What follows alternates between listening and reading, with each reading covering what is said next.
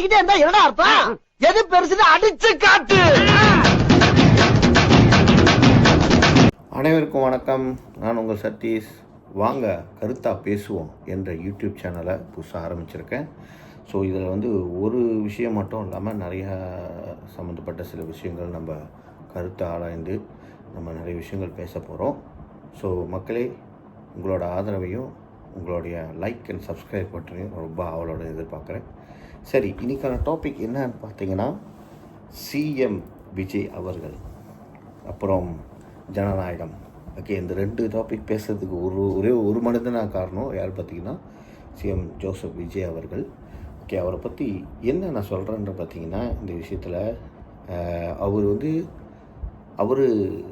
அவருக்கு எவ்வளோ அவதூறுகள் வந்திருக்கும், எவ்வளோ அவப்பேர் வந்துச்சு, அவர் எப்படிலாம் சமாளித்து வந்தார், அதை எப்படி அவர் அதை அமைத்து கொண்டார், அதை தாண்டி அவர் என்னென்னலாம் செஞ்சார், அதை பற்றி தான் நான் பேச வரேன்.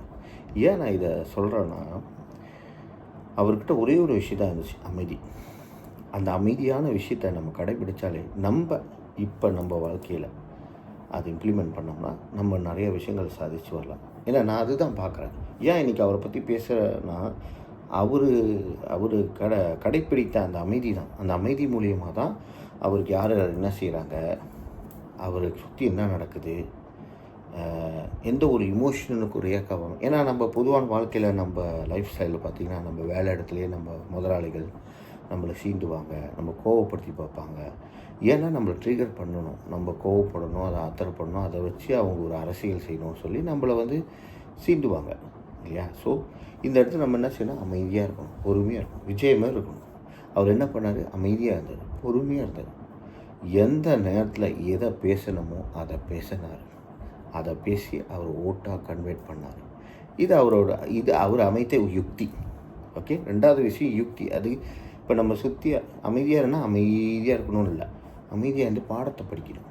ஸோ அதன் மூலயமா என்ன தெரியும்னா, நம்மளோட தவறுகள் என்ன, நம்ம என்ன சரி பண்ணணும், நம்ம என்ன இம்ப்ரவைஸ் பண்ணிவிட்டு அடுத்த கட்டத்துக்கு லைஃப்பில் நகர்ந்து போகணுன்றது நமக்கு தெரிய வரும். ஸோ சிஎம் விஜய் மாரி நம்ம இருந்தோம்னா காலத்தையே நம்ம வென்று நம்ம வெற்றி கணையை பிரித்து நம்ம லைஃப்பில் அமைதியாக ஒரு சீரான வாழ்க்கையை அமைத்து கொண்டு போகலாம்.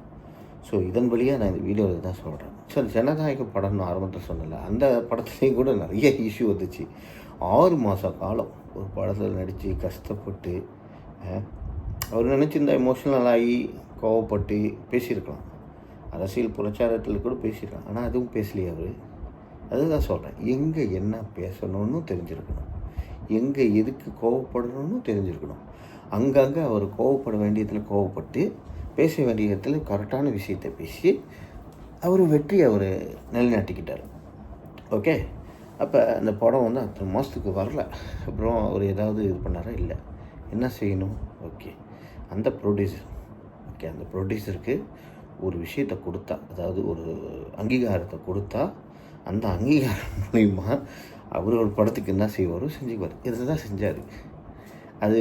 அந்த ப்ரொடியூசருக்கு அந்த அங்கீகாரம் கிடச்சோடனே என்ன ஆச்சு, டக்குன்னு சிபிசிஎஃப் ரிவ்யூ பண்ண ஆரம்பித்தாங்க, சர்டிஃபிகேட் கொடுத்தாங்க, படமும் ரிலீஸ் ஆகி வெற்றி நட போட்டு ஓடிக்கிட்டு இருக்கு. ஸோ இதுதான் நம்ம லைஃப்பில் நம்ம இமோஷனல் ஆகாமல், ஏன்னா நம்மளை நிறைய பயன்படுத்திக்கிறவங்க இருப்பாங்க இல்லையா? ஸோ அவங்கள நம்ம மீறி போனால் நம்ம இமோஷனல் ஆகாமல், நம்ம எதுவும் காட்டிக்காமல், நம்ம அமைதியாக பொறுமையாக இருந்து நமக்குன்னு ஒரு யுக்தியை அமைச்சு நம்ம போனோம்னா நம்ம வாழ்க்கை சிறப்பாக இருக்கும்னு சொல்கிறேன். ஓகே, இன்றோட இந்த கருத்து முடிஞ்சிருச்சு. இது விரிவாக்கமாக இன்னொரு வீடியோஸ் பதிவு பண்ணி நான் போடுவேன். அப்போ நம்ம சந்தித்து பேசுவோம். ஓகே, நன்றி, வணக்கம். கருத்தாக பேசுவோம்.